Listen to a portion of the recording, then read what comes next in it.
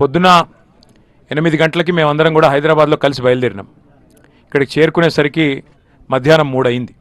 అంటే నార్మల్గా అయితే 4 గంటల్లో వచ్చేయాలి, కానీ 7 గంటలు ఇవాళ ప్రయాణం చేసి ఇక్కడ దాకా మరి ఎన్నో ఆంక్షల నడుమ ఎన్నో ఆటంకాల నడుమ ఇక్కడ దాకా రావాల్సి వచ్చింది.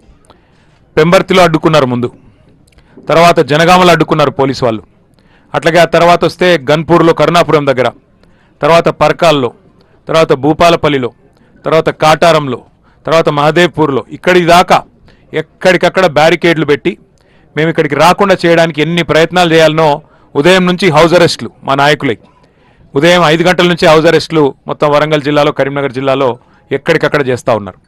నేను అడిగిన మధ్యలో డిఎస్పీ గారు కనబడితే అడిగిన, ఏముందండి మేమేమన్నా దాడి చేయడానికి పోతున్నామా, మేమేమైనా అప్రజాస్వామికమైన కార్యక్రమం చేయడానికి పోతున్నామా, దేనికి పోతున్నామో, మమ్మల్ని ఎందుకు ఆపుతున్నారు ఏంటి అంటే, మాకు తెలియదు సార్, పైనుంచి ఆదేశాలు వచ్చినాయి, పోనీయొద్దని చెప్పిండ్రు, పోనీయం.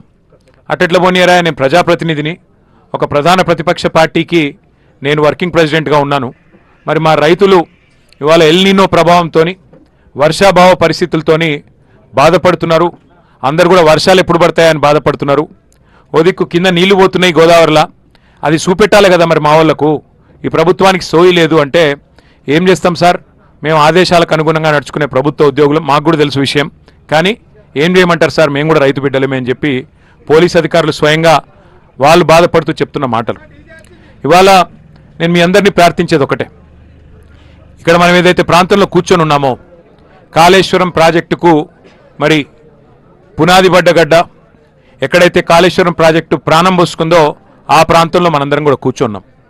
అయితే ఇక్కడ మనందరం కూడా గుర్తుపెట్టుకోవాల్సిన అంశం ఏంటి అంటే, ముందుగా ఇవాళ నేను ఎవరినో నిందించడానికో విమర్శించడానికో లేదా ఎవరినో 4 మాటలని ఏదో ఒక రకమైన రాజకీయ కక్ష తీర్చుకోవడానికో నేను ఇక్కడికి రాలేదు.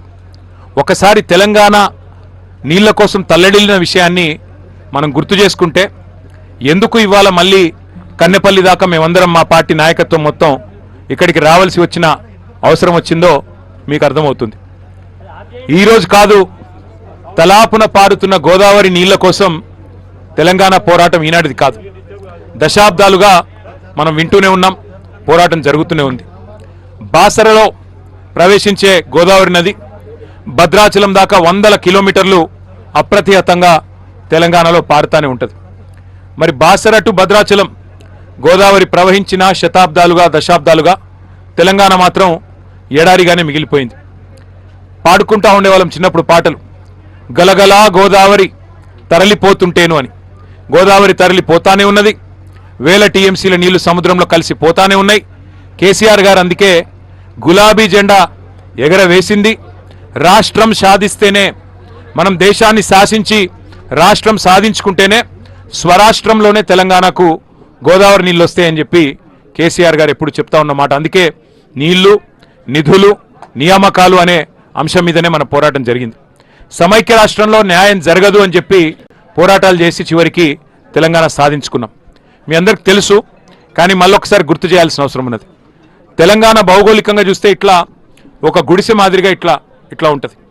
ఒక వరుస నుంచి గోదావరి 80-90 మీటర్ల కాడికెళ్ళి గోదావరి పోతూ ఉంటుంది కిందికెళ్ళి. ఇంకో దిక్కుకెళ్ళి కృష్ణానది 110 మీటర్ల కాడికెళ్ళి కృష్ణానది ఇంకో కాడికెళ్ళి పోతూ ఉంటుంది.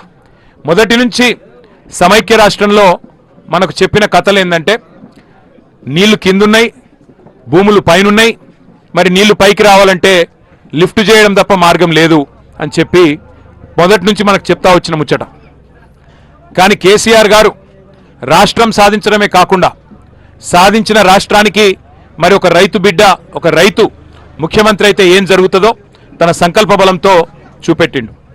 నీరు పల్లమెరుగు, నిజం దేవుడెరుగు అంటారు, కానీ నీరు పల్లమే కాదు, ఎగువకు కూడా పరుగులు పెడుతుంది, పైకి కూడా తీసుకుపోవచ్చని చూపెట్టిన నాయకుడు కేసీఆర్ గారు. తెలంగాణ రాష్ట్రం ఏర్పడంగానే ఒక యజ్ఞంలాగా, ఒక తపస్సులాగా దశాబ్దాలుగా దగాబడ్డ తెలంగాణకు నీళ్ళు ఇవ్వాలే, తెలంగాణ బీళ్లకు నీళ్లు మల్లాలే అని చెప్పి ఒక మహాయజ్ఞానికి కేసీఆర్ గారు శ్రీకారం చుట్టినారు. ఇవాళ మనం ఏ ప్రాంతంలోనైతే కూర్చొని ఉన్నామో, కాళేశ్వరం ప్రాంతంలో, కన్నెపల్లి ప్రాంతంలో, ఇక్కడ గోదావరి 80-90 మీటర్లు సముద్ర మట్టానికి పైన ఇక్కడ ప్రవాహం వారిది గోదావరి నది ఉన్నది. మరి ఇక్కడ నుంచి గోదావరి నదిని ఇక్కడి నుంచి ఒడిసి పట్టి ఒక్కొక్క బొట్టుని మరి పైకి అప్లాండ్స్ ఏవైతున్నాయో అక్కడ దాకా తీసుకొని పోవాలి అంటే మరి అద్భుతమైన లిఫ్ట్ సామర్థ్యం ప్రపంచంలో ఎక్కడ ఉన్నాయి అవన్నీ కూడా చూసి వెతికి పరిశోధించి ఒక బృహత్తరమైన ప్రణాళికకు శ్రీకారం చుట్టినారు కేసీఆర్ గారు. కానీ సిన్సియర్గా గత ప్రభుత్వం ఏదైతే తుమ్మిడిహెట్టి అనే ప్రాజెక్టుకు శ్రీకారం చుట్టిందో ఆనాడు ఉమ్మడి ఆంధ్రప్రదేశ్లో కాంగ్రెస్ ప్రభుత్వమే ఉండే, ఢిల్లీలో కాంగ్రెస్ ప్రభుత్వమే ఉండే, మహారాష్ట్రలో కూడా కాంగ్రెస్ ప్రభుత్వమే ఉండే. 3 చోట్ల కాంగ్రెస్ ప్రభుత్వాలు ఉన్నా మరి తుమ్మిడిహెట్టికి మాత్రం ఎన్నడూ వాళ్ళు ప్రయత్నం చేయలేదు. చివరికి ఒప్పందం చేసుకునే ప్రయత్నం, అంతర్రాష్ట్ర ఒప్పందం ఏదైతే చేయాలో ఒక అంతర్రాష్ట్ర ప్రాజెక్టుకు సంబంధించి ఆ డ్యామ్ హైట్ విషయంలో ఏదైతే ప్రయత్నం చేయాలో ఆ ప్రయత్నం ఎన్నడూ కూడా వారు చేయలేదు. చేసినట్టు నటించారు తప్ప ఎన్నడూ చేయలేదు. కానీ కేసీఆర్ ప్రభుత్వం వచ్చిన తర్వాత, ఆనాడు బీఆర్ఎస్ ప్రభుత్వం వచ్చిన తర్వాత 9 నెలలు, మొదటి 9 నెలలు చాలా పెద్ద ఎత్తున మరి కేసీఆర్ గారి నాయకత్వంలో బ్రహ్మాండమైన ప్రయత్నం చేసిన మహారాష్ట్ర ప్రభుత్వంతో కేసీఆర్ గారి నాయకత్వంలో ఆనాడు అప్పటి మహారాష్ట్ర ముఖ్యమంత్రి దేవేంద్ర ఫడ్నవీస్ గారిని సంప్రదించినాం. అయ్యా 152 మీటర్లకు మీరు ఒప్పుకున్నట్టయితే మాకు మా ప్రాంతం మొత్తానికి కూడా లాభమయ్యే ఆస్కారం ఉంటుంది, కాబట్టి మీరు దయచేసి అంగీకరించండి అని చెప్పి వారిని పోయి పూర్తి స్థాయిలో ప్రయత్నం చేయడం జరిగింది. చేస్తే కూడా ఆయన స్పష్టంగా చెప్పినారు మహారాష్ట్ర ముఖ్యమంత్రి గారు, ఈ 152 మీటర్లు ఎత్తు పెంచితే మరి ముందు మునిగేదే నా ప్రాంతం, నేను ప్రాతినిధ్యం వహించే ప్రాంతమే మునుగుతుంది. నేను ఈ డ్యామ్ పెంచొద్దు, హైట్ పెంచొద్దు అని చెప్పి పోరాటాలు చేసిన నేను ప్రతిపక్ష నాయకుడిగా, ఇలా నేను ముఖ్యమంత్రిగా ఉన్నా కాబట్టి నా ప్రాంతం మునుగుతుంటే నేను ఎట్లా ఒప్పుకుంటాను మీరు అనుకున్నారు. సమస్యనే లేదు, ఒప్పుకునే పరిస్థితే లేదు. తుమ్మిడిహెట్టి దగ్గర 152 మీటర్లు. అప్పుడు కాంగ్రెస్ ముఖ్యమంత్రి ఉత్తరం రాసిండు. ఆనాడు కాంగ్రెస్ ముఖ్యమంత్రిగా ఉన్న పృథ్వీరాజ్ చౌహాన్ గారు ఉత్తరం రాసినాడు ఆంధ్రప్రదేశ్ ముఖ్యమంత్రి కిరణ్ కుమార్ రెడ్డి గారికి, మీరు ₹1 ఖర్చు పెట్టినా అది వేస్ట్ అవుతుంది, మేము ఒప్పుకుంటలేము, అనవసర ప్రయాస చేయకండి, ఇది కుదరదు అని నిర్ద్వందంగా.